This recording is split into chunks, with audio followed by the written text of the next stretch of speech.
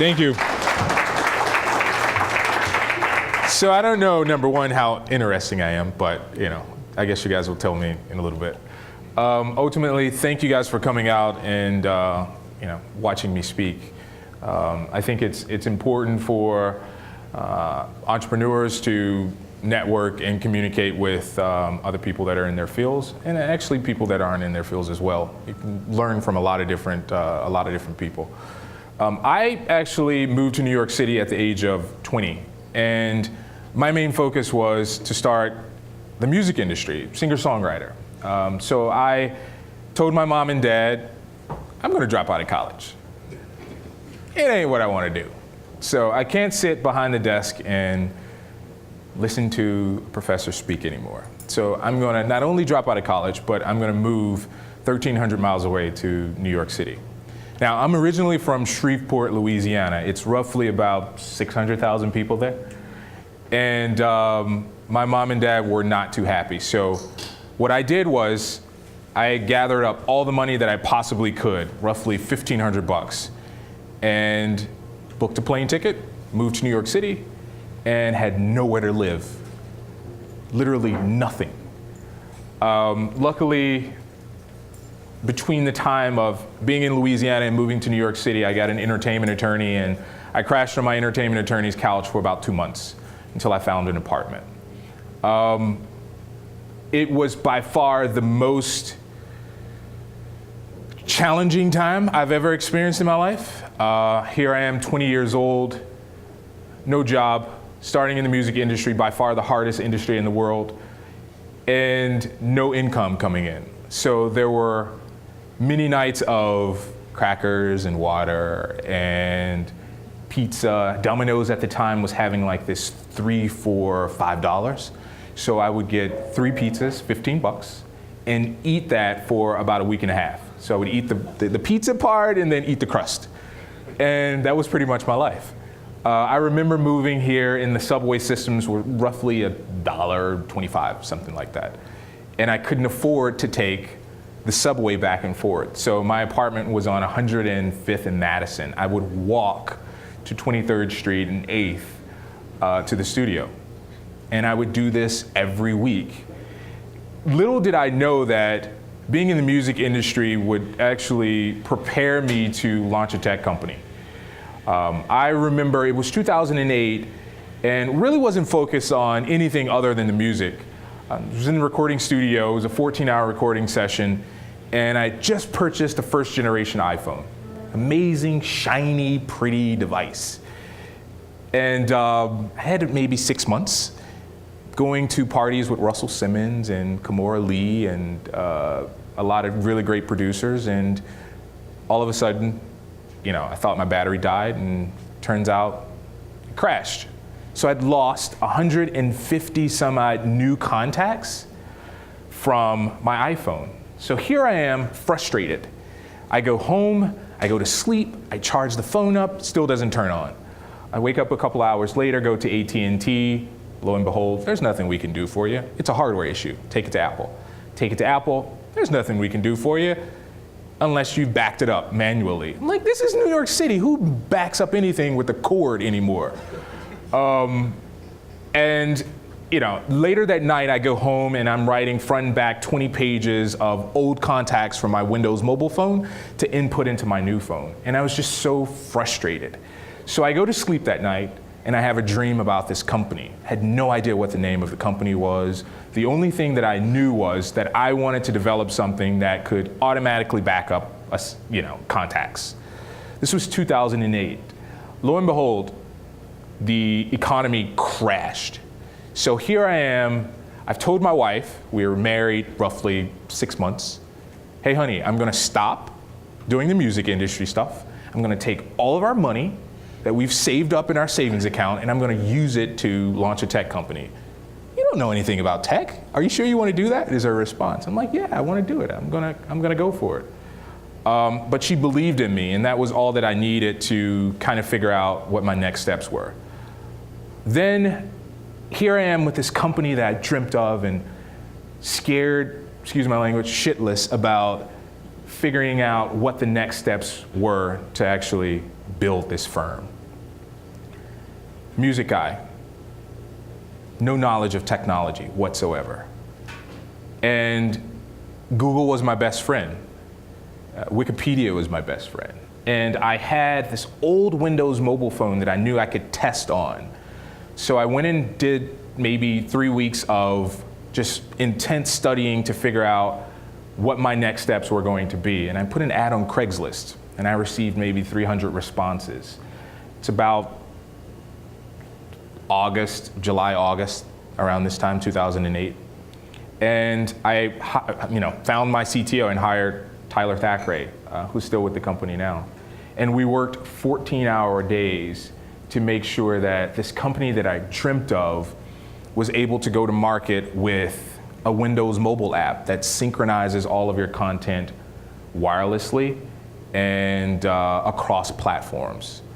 Here I am, this guy with no experience whatsoever, with very little money, and how am I going to pay a salary to someone?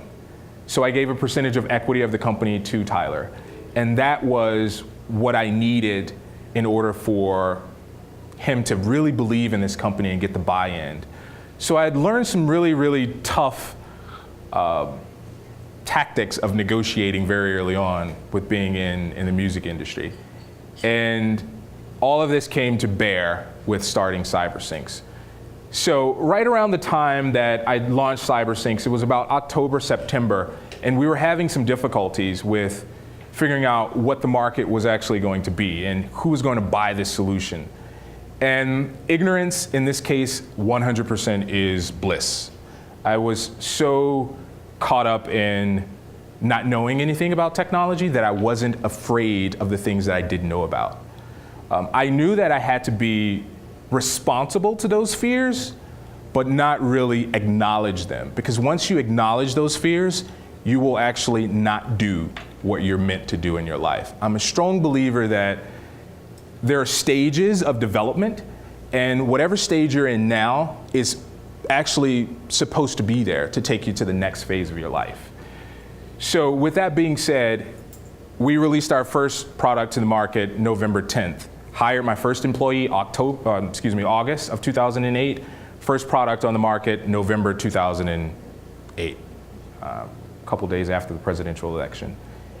And quickly realized we need to get some press. What do you do about getting press? So I went back to my hometown newspaper and said, hey, small town boy, moved to New York City, starts a tech company. They put me on the front page of the business section. I had no money to hire a PR firm. So I needed to be really resourceful with the things that we had to do internally to make sure that people like you guys knew about our company. And we received 13,000 subscribers. That was the energy that I needed in order to continue to go, continue to struggle. It was a difficult time. Here we are living in New York City. My rent was super expensive. Those times when I first moved back to New York City, I had to tap into again. I remember my wife and I eating spaghetti with wieners and just ramen noodles all the time. My blood pressure was super high because of the salt content in those ramen noodles. But I had to struggle in order to realize what success meant.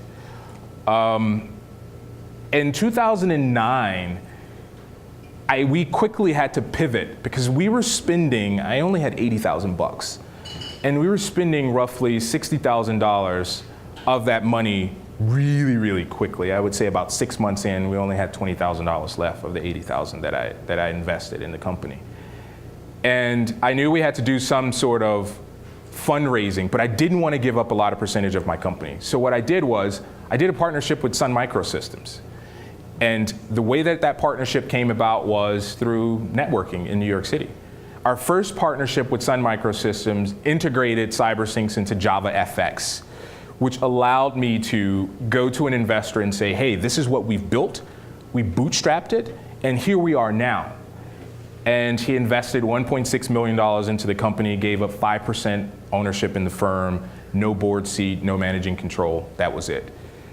And it allowed us to continue to grow the business.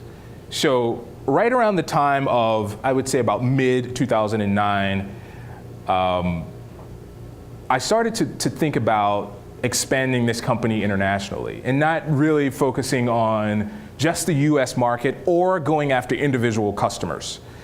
So with that being said, we started to do some business development outside of the US. The biggest accomplishment this company has ever made was doing business outside of the US. So we literally went on, the phone, called a ton of people called us. And right around the same time, Inc. magazine named me top 30 entrepreneurs under 30.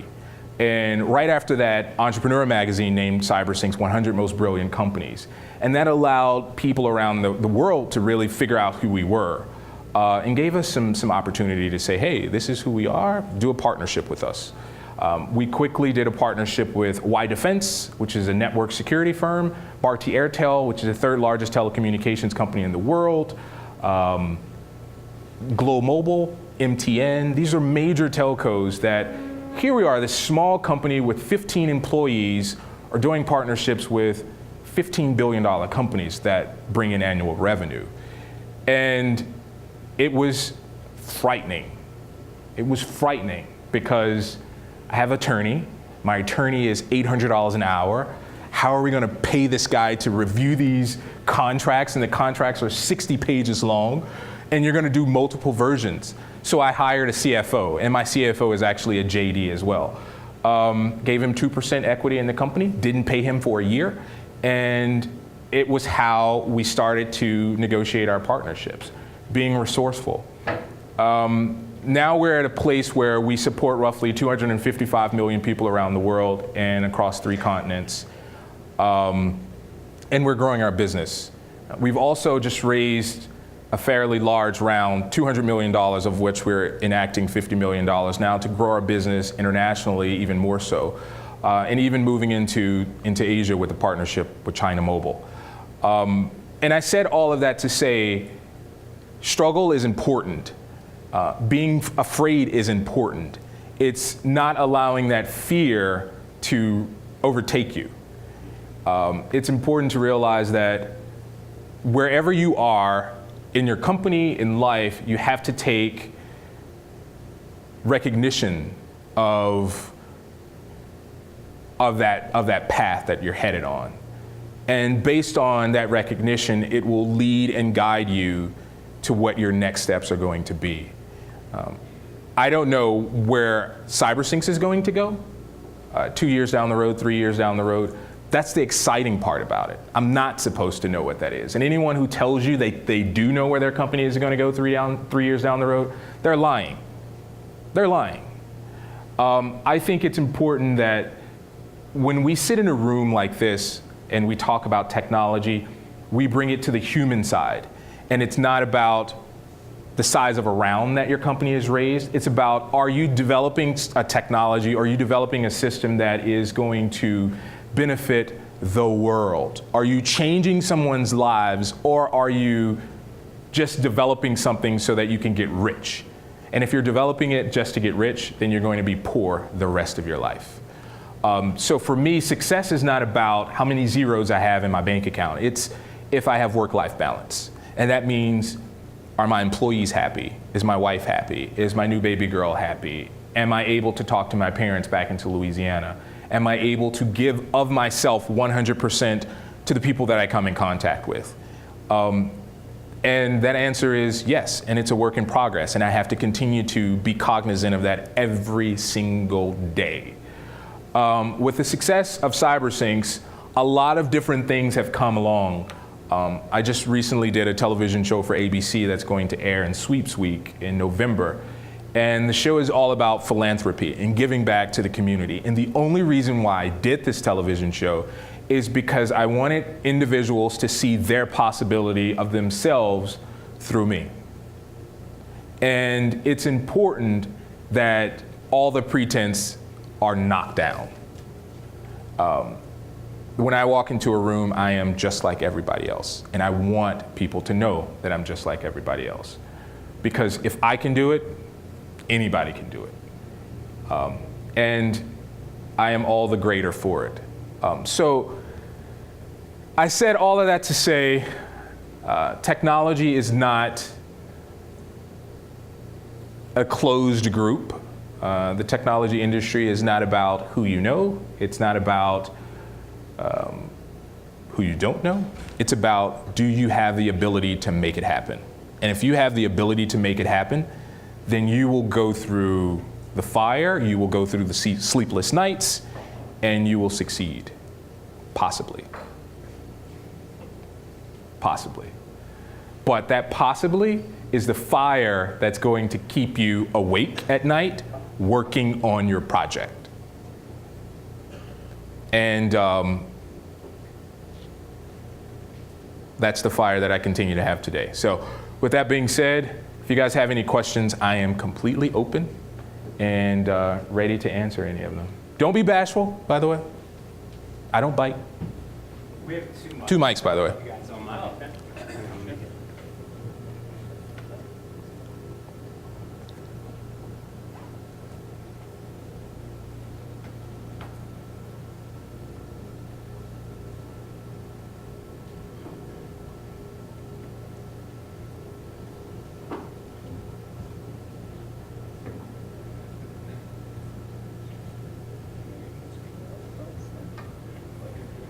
Yeah, go ahead. Okay. I can hear you. Without the mic. That's fine. You talked about fears. Yep. Did you have any during that process? Tons. I mean, Fears, what, for example? yeah, fears are, number one, my main fear was, I was just married at, 6 months, something like that. I don't remember how much. Hopefully my wife doesn't see this.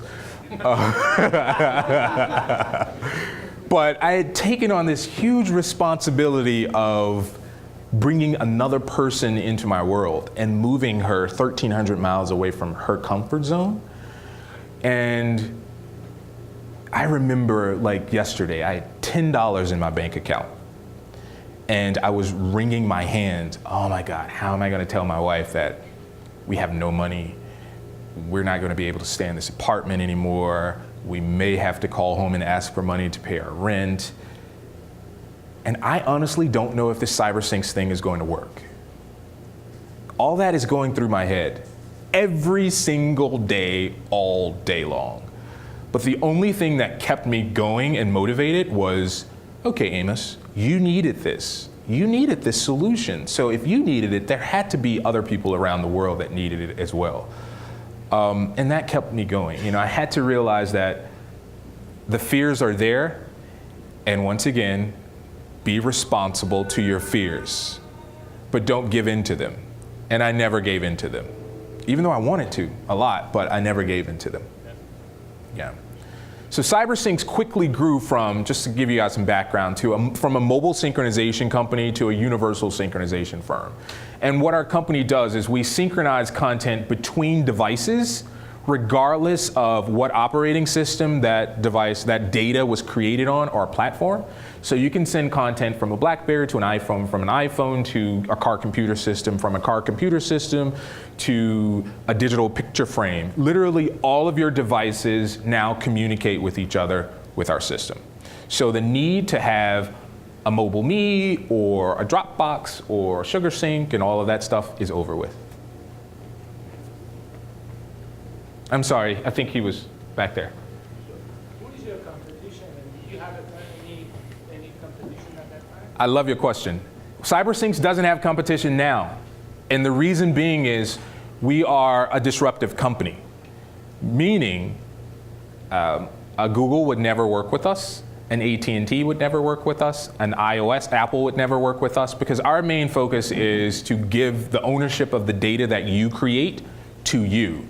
If you utilize iCloud, your content stays within Apple's infrastructure. And if you leave Apple's infrastructure, all of your data does not go with you unless you have a CyberSynchs account. So our main focus has always been giving that data ownership to the customers that created it versus the companies that try to hold you within their infrastructures. What do you think CyberSynchs would be if you didn't have the $80,000 to start? I think CyberSynchs would be where we are, honestly, because in the very beginning, I didn't invest any money into the company. and quickly realized that over that first 6 to 8 months, or even first year, I had to start pulling money out and purchasing servers, because if we didn't, then we wouldn't have a system and it would crash. We had to buy testing devices. And we utilized a lot of different solutions that were free up to a point, like 10 hours of mobile testing is free. And then after that, you have to pay pretty large chunks of it. So I think the company would be where we are. It would have just taken a larger amount of time. I'll go back to say, we did a partnership with Sun Microsystems, and they gave us literally almost $1 million worth of work because they wanted our technology not to break their Java FX, but they wanted to work with us. So, it's all about doing partnerships and bartering and see where you can go with your company. And equity is the hugest, amount of capital that any company could have. Yeah. I don't know who was here first. If you have any siblings, have your parents kicked them out and told them to move to New York? My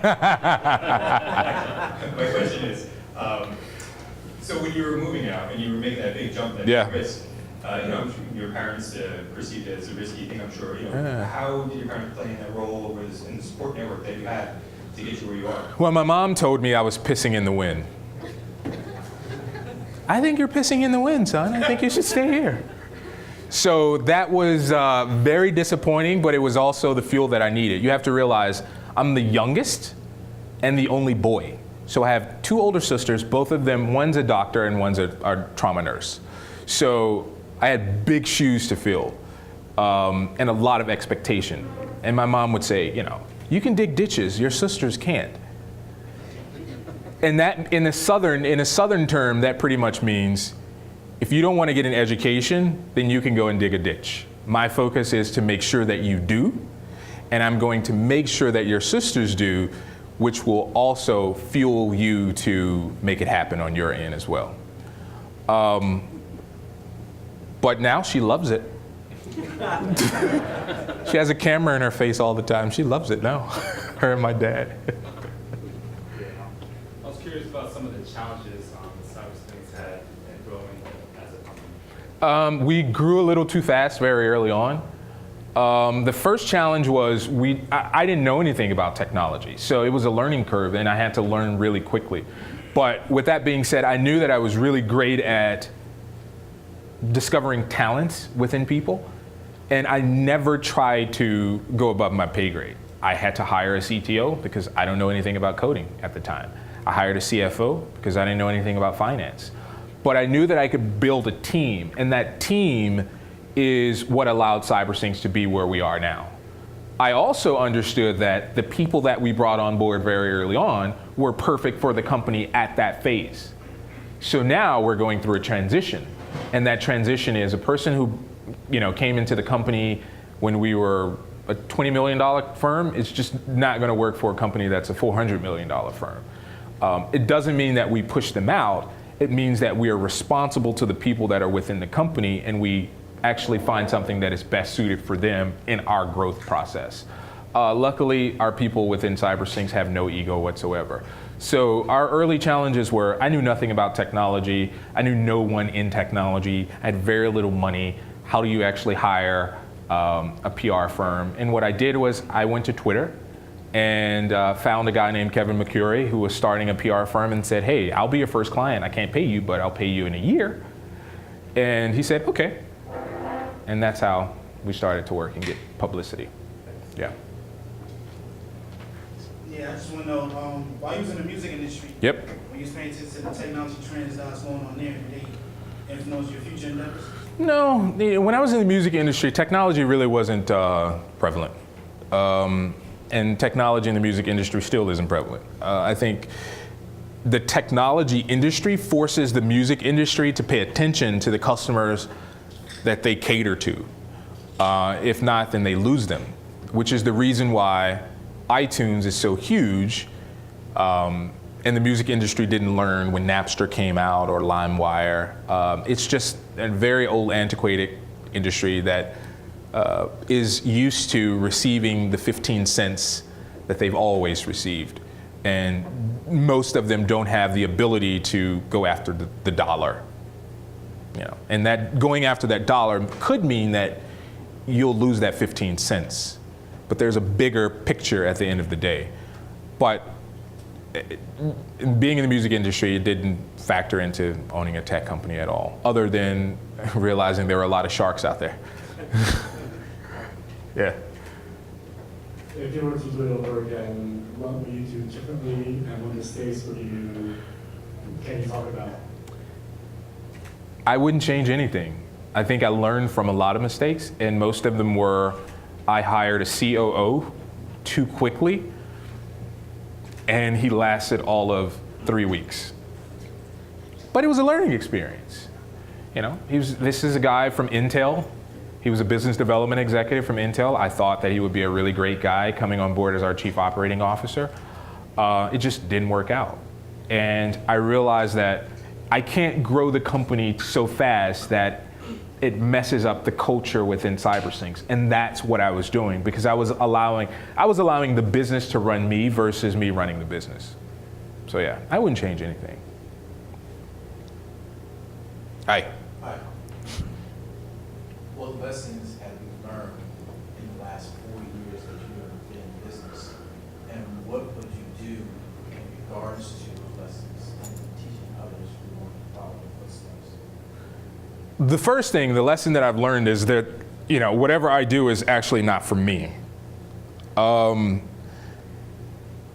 There are a lot of really, really great people that want to get into technology that does not have the ability to find someone that will take them on as a mentor, or that resembles anything that they've ever done in their lives.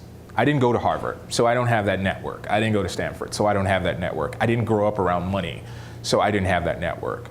I had to fight and scrape and scrounge for everything that we have. So I realized that the footsteps that I'm taking now are not only my footsteps, but they're paths for other people to actually follow. My hope is that they don't walk in my treads, but actually pave their own way. But if we could show them how it's done, or one way of doing it, then I think my job is beginning to be done. Yep. Hey. Yeah, hi.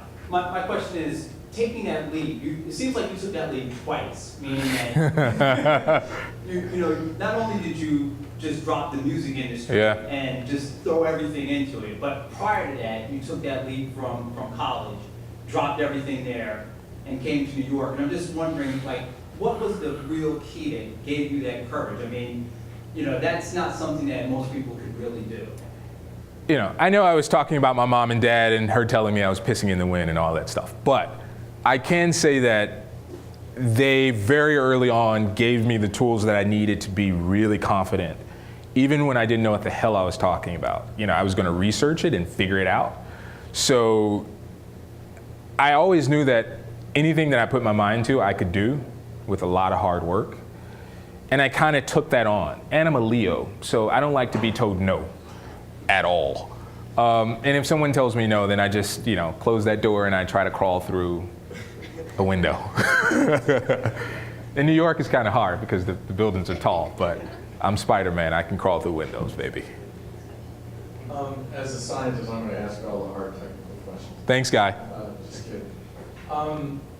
So one point is that this idea of just syncing all your stuff independent of anybody's sort of closed ecosystem seems like such an obvious idea that it's kind of shocking that nobody's doing it. And so I kind of applaud you for, you know, it's one of those like, you know, duh kind of ideas. So that's kind of cool. And Thank you. And related to that, I wonder, you know, what got you from 80,000 to 200,000? Is it the force of your personality, or was it the kind of the simplicity of this idea, or what actually? How have you been able to sell this?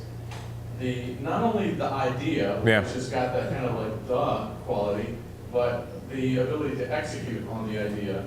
And a follow-up question is, because you were talking to me before the thing about some of the, you know, the relationships that you're forging worldwide. Right. So maybe you could kind of weave the, why these companies outside Totally. of the country worldwide are buying into this from you, either through the force of your personality or through the compelling nature of this idea.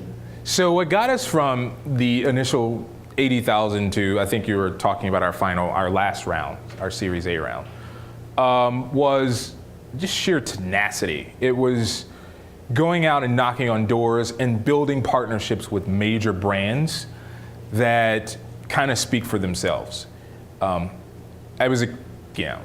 look at it now with Instagram having 12 employees and being sold for $1 billion and not having any sort of revenue and being less than 2 years old.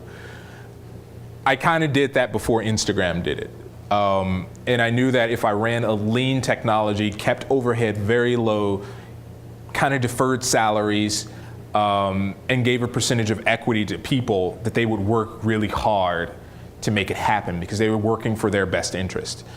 And with that being said, we just went to a couple of investors and said, hey, this is what we're doing. And 20 of them told us no right off.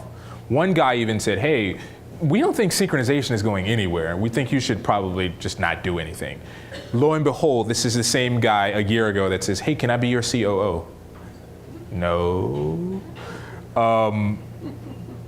But it's that understanding of things have to move and they have to move at its own pace and you have to be responsible for it.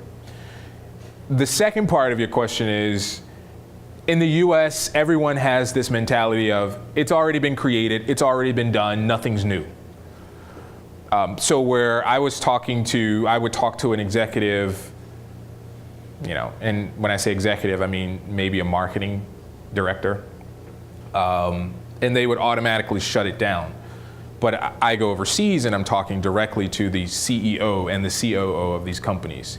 And it's because technology is expanding and mobile is expanding and there's such a hunger for connectivity all around the world. For instance, Africa alone in 2016 will have 50 million or 50 billion, something like that, devices or something. And that includes mobile device, tablets, digital camera camcorders that are all connected. I think right now they're at 35 billion, so by 2016 they'll be at 50 billion. They need technology. So why would I really focus on the US to begin when I could go overseas? So I decided to go overseas, and I went overseas in a responsible way. We did the partnership. We're giving 5% of the resources that we make from those partnerships back into the community. So I was just in Ghana in December, met with the president, the vice president, and their director of telecommunications about starting a tech industry there, a startup industry, where they could build technology, sell it to or license it out to their tech firms in the region, and start to build a middle class. So yeah. Hey. So, first of all, I'm married to Leo, so I feel the tail end of that. But in all seriousness, it sounds like your parents raised smart, confident kids, and that's important. But it also doesn't sound like they were entrepreneurs. So, no. Who did you look to for mentorship? Who did you look to emulate? And even today, yeah. where do you get your guidance when you run your business day to day? Yeah. I have to say that my dad was in the music industry. So he was very creative, and my mom was a business executive, and she was very black and white. So I had both sides of development growing up, and I literally fought with them for my entire life until I moved away and just decided this is what I'm going to do.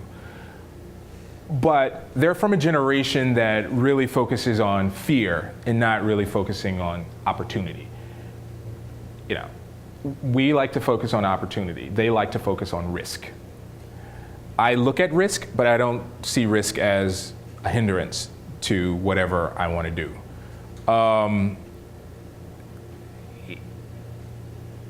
I think that was by far the biggest thing that I could possibly tap into to start CyberSynchs. What was the second part of your question, John? Just who you look to emulate Mentors. or get mentorship from Yeah. at this point, in the past and at this point. Well, in the past, I couldn't look to anybody. There was nobody who looked like me in technology that started a company and succeeded, and I could say, okay, I'm going to follow that particular person's path. There was just nobody. So I just kind of threw caution to the wind and just did it. And now my mentors are Scott Case, the founding CTO of Priceline.com and president of Startup America, the Obama administration. Elgin Thompson, who is principal at an investment bank around merger and acquisition, and a vice president at Deutsche Telekom, Andreas Jordan. And those are the people that helped me a lot, that I can bounce ideas off of. And I'm literally grateful for it because, you know, just 4 years ago, I didn't have any of that. Yeah. Hey. If you were starting today, what would you do differently? If I was starting today, what would I do differently?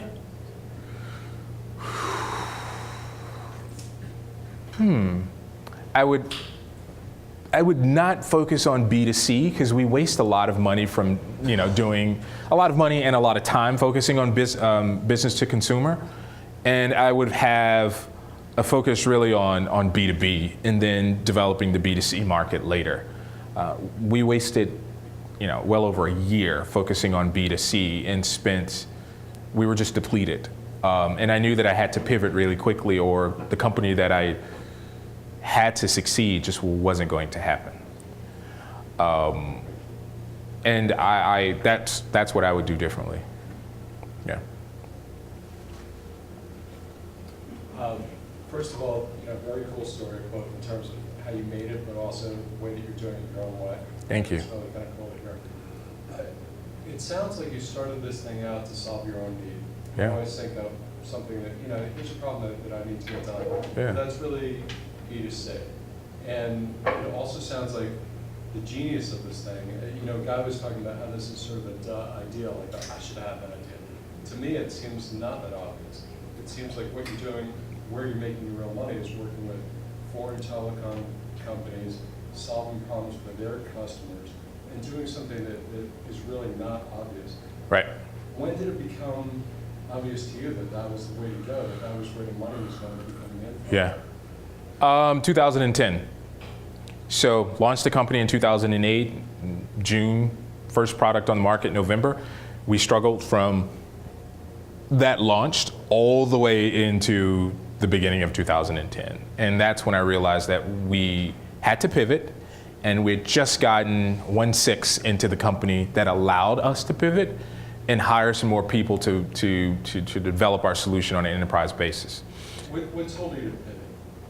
What caused that to happen? We were going to go broke. Were you getting money in from these B2B? No. Well, at this time, B2C, we weren't getting any money. We had a product, I'm a strong believer that if you have a solution that you've built and spent time on it, you shouldn't do a freemium. You should charge for it. But we had 6 months to a year of beta testers. And I just don't feel right charging people for beta, you know, for testing. So we had 15,000 subscribers. The first year we flexed up to 75,000, and we weren't charging any of them. Our solution is $2.99 a month. We could have charged for that, but we don't think it would have been responsible to the business. So we weren't bringing any money into the company. We were just putting out money. And I was talking to my CFO one day, and he said, we should talk about, you know, expanding overseas. And I said, okay, that sounds good. Let's do it. And that's honestly how it happened. That's how it happened. Yeah. I'm back again. No, you're fine. So, just clarify, you said you met with the president of Ghana, correct? Yes. So, President Mills. let's say I wanted to, or someone wanted to meet with the president of a small country, let's say Belarus, for example. Yeah. How would you go about arranging a meeting with this person? I'll give you the backstory about this. So we did a partnership with Bharti Airtel, And I needed to fly into Ghana to meet their people. I'd never met personally anyone other than talking to them on the phone. So my agent, I hired an agent. I think it's important to have some boots on the ground in that particular region that you're doing partnerships in. And Quasi set up everything. That's my agent. I remember landing, having 5 cars with us, 2 machine guns in the front, 1 machine gun in the back, a police escort, and he said, "Don't worry about anything." It's like, don't worry about anything. These people have guns. What are you talking? Am I in danger? And it was just. Here's a flak jacket. Say it again? Here's a flak jacket. You're not in danger, but here's the flak jacket. So it was, I didn't set any of it up. I just found really great people in those regions. And he set up the meeting with the president, the vice president, and telecommunications minister. And the rest is history. So I would say hire someone on the ground, give them a percentage of the contract that that particular person helps you execute in that region, and let them run wild with it. Of course, you managing the structure. Hi. How are you? I'm good. You might have addressed this before, but you started your company in 2008 at the height of the crash, Yeah. the economic downturn.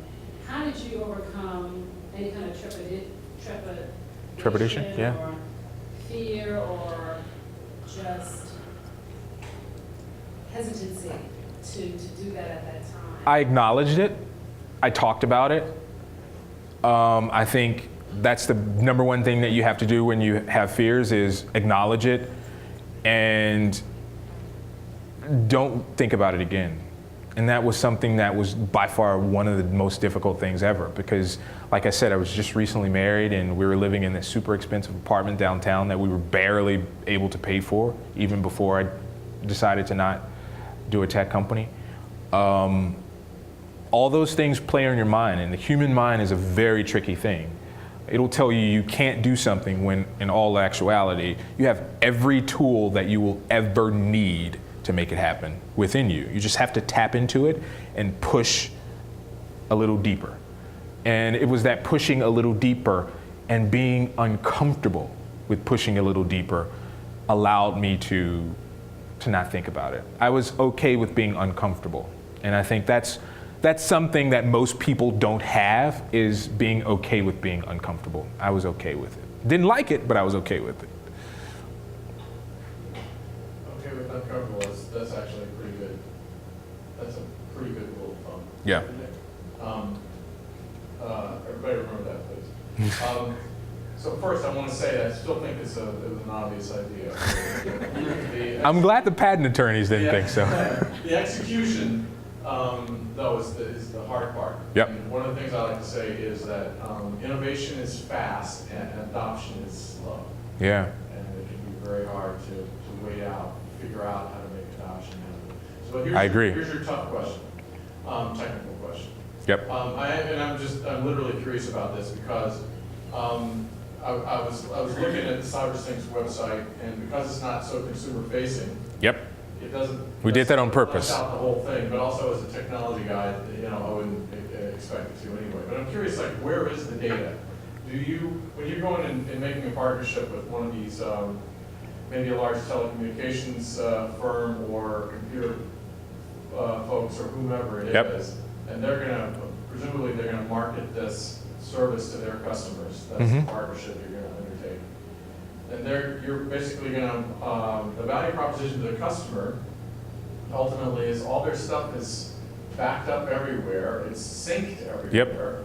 And where is it? Do you guys end up having to buy a bunch of servers from Amazon, that famous cloud company, or is it all just on the customer's own equipment, or is it on your partner's equipment? I mean, just give us a little flavor. Sure. It's actually, Flavor of how it works. it's on our private cloud. So we have 2 major partnerships that we'll be announcing within the next week or so. And we have private clouds in the US and all of the regions that we do partnerships overseas. And the reason why we raised this large Series A round is so that we could build the private cloud so that we didn't have to place our software into another company's infrastructure. Because at that particular point, you lose control. They now have the ability to reverse engineer anything that you've ever done because it's on their servers. So our main focus was to build our servers, leave the servers in that particular country, in that region, so that we didn't have to worry about any laws with syncing content from outside of our borders and into someone else's border and vice versa. You would think that companies overseas would worry about the customer. They don't care about that. They care about themselves. So CyberSynchs saves on average a telco 85 cents to $1 and almost $2 per person per month. Because what we're doing is we're now allowing the customer the ability to manage their data. So you'll never need to go to your telco and say, hey, I just lost my phone. Or I need to go from this Symbian device to a smartphone. With CyberSynchs, they can do that themselves. They could track it, they can sync it, they could share content. And you have to realize the new way of doing business is not necessarily about the minutes or the text messages that you will ever use. It's about the data. So what we do is, even though we're a synchronization company, we're more of a synchronization plus storage firm. So all of your data within your infrastructure, or when I say your infrastructure, I mean your devices, can now be synchronized into one location where you have access to everything that you've ever done, from movies to photos, from videos to emails, text messages, all of that stuff. And what we're doing is we're allowing the telcos the ability to differentiate themselves from any other firm. Yep. Hey. Hi. I have two questions. Sure. The easy, numerous ones. I have a 28-year-old daughter who's a musician, and I want her to take care of me in my old age. And how do you get her to do that? Yeah. She's a musician, man. She's not going to do that. That's the answer I've been going with so far. And the second question, which is a little more difficult, is, and I think half the people here would be thrilled to be in the position that I'm asking you, how come you say you're not? Why do you not see Google as competition? Because Google is really focused on Android and creating content within Google. Or they have... Their focus, but well, it's a big company. It's a huge company. Yeah. And it's a huge company that... And they are attacking your market. In the US. In the US. We honestly don't care about the US market. Okay. Yeah. In the US. I was just curious, how important was that dream? You said that... I'm sorry. When I say we don't care about the US market, that's not what I meant. What I was saying is we're not focused on developing the US market. So I was just wondering how important that dream was in motivating you. Because you said that you had this problem, you went to sleep, and you dreamt about this company. Was that like a real dream you had, or a vision, or what was that? It was vivid, man. It was very real. And it was so vivid that I woke up and called my manager and was like, how do I start a tech company? And he's like, what are you talking about? You need to be in the studio like later on today. And you know, he was an executive at Warner Music, and I go to his office on the 30th floor, and he's like, you know, I don't know if you should really do this. I'm like, I'm doing it. No more studio, no more nothing. And I literally cut everything out cold turkey. That's how it happened. Yeah. Well, I wanted to applaud you for giving back. Your focus on philanthropy. Thank you. But I guess my flip question is, let's say I'm the dictator of a small nation, and I don't like it when people criticize me. Have you given thought to issues, since you're developing a private cloud and people are putting their own data on the cloud? Yep. Maybe I'm an activist, maybe you're a free speech activist, and I put my data, your contact information into my contacts list. now the government can go get that. Have you thought about developing policies around snooping governments?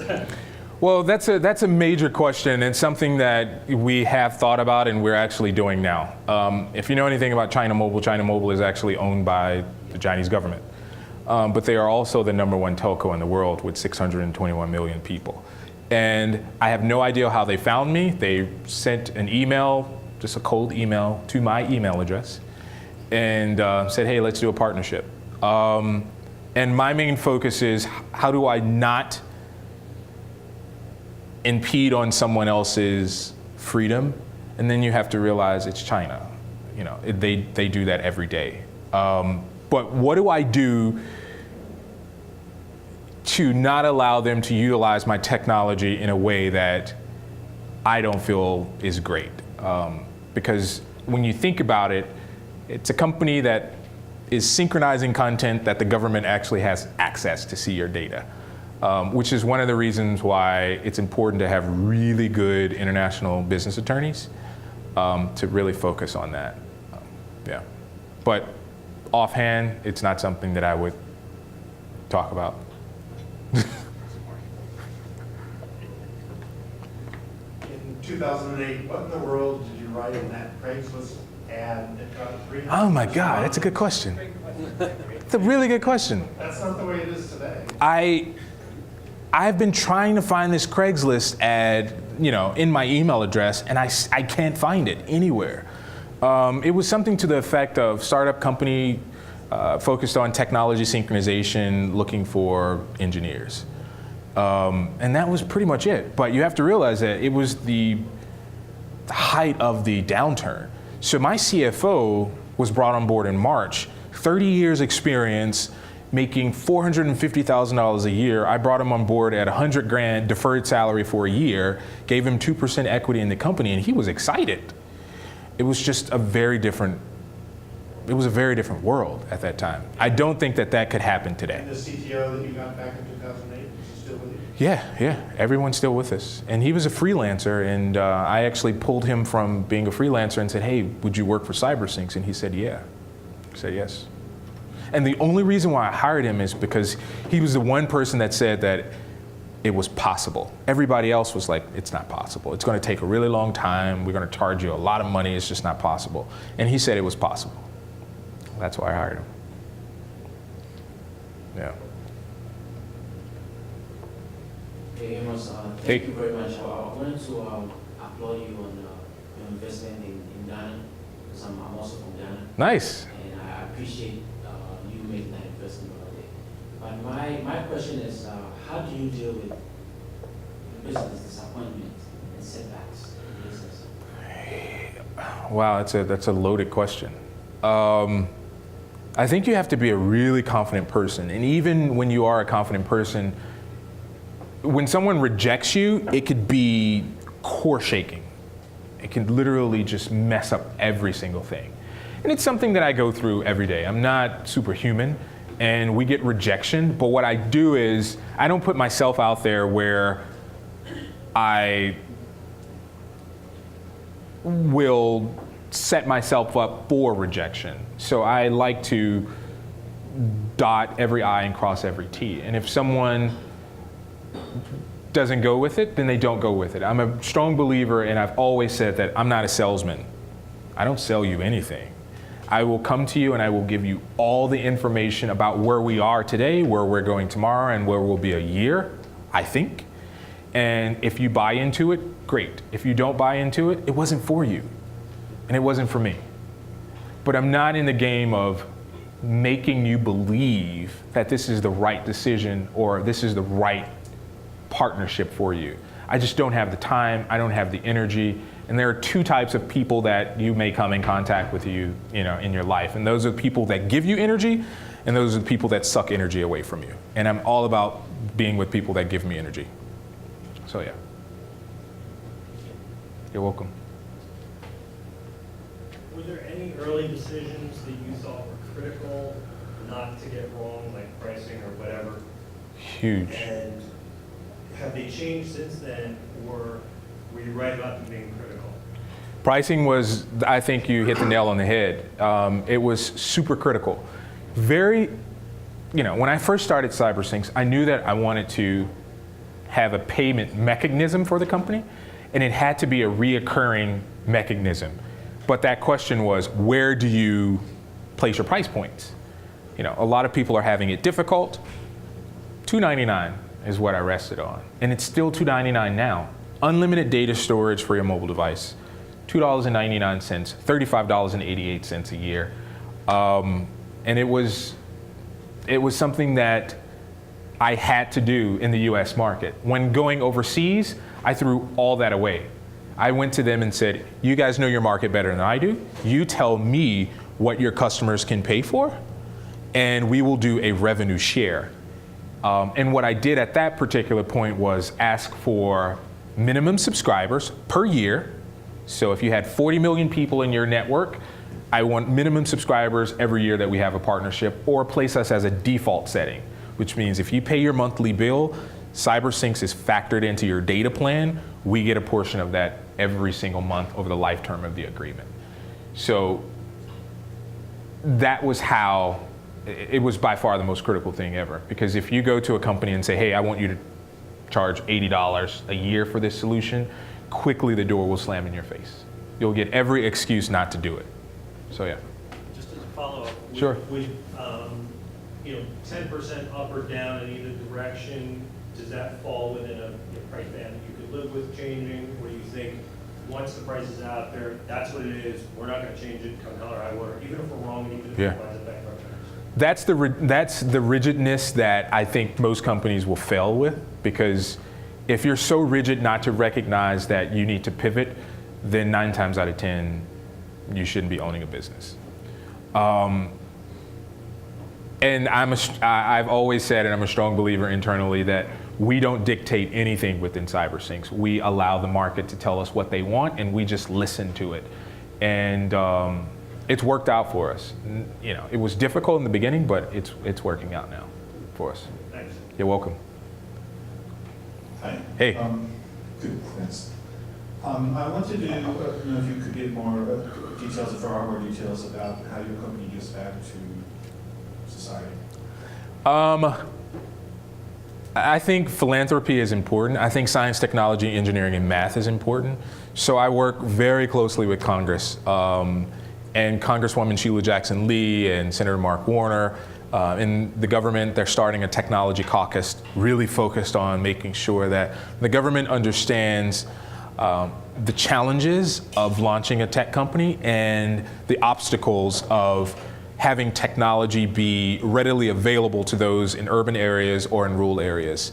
And also access to programs very early on. I think individuals should start coding in the 6th grade. And if you're not coding in the 6th grade, then about the time where you graduate college, you're going to be so behind if you're looking to get into technology. So I am all about making sure that the government understands the obstacles that are happening on the ground right now. Even here in the US, I really focus on organizations that are changing not only the way that their companies operate, but their cities, their states, and ultimately the country. So I recently gave back to 4 or 5 companies. And it was because that selflessness that everyone within that company actually had. And I knew that they would not only understand, but respect those dollars because it affects an individual lives and not the ability to go and buy a new pair of shoes with money. What kind of companies were those? One was a firm called A's and Aces that couples literacy with the love of tennis. I'm a huge tennis fan, and I also love reading. And it's focused around in New Orleans, where Hurricane Katrina pretty much wrecked all the infrastructure there. And these are kids that lost grandparents, lost parents, lost everything. And if they didn't have this program, they would be on the street. So this program teaches early tennis, but also couples in schools a school curriculum that focuses on, you know, reading, writing, things like that. Very good. Thank you. Are we good? Well, let's give a big round of applause to Amos. Thank you. Thanks.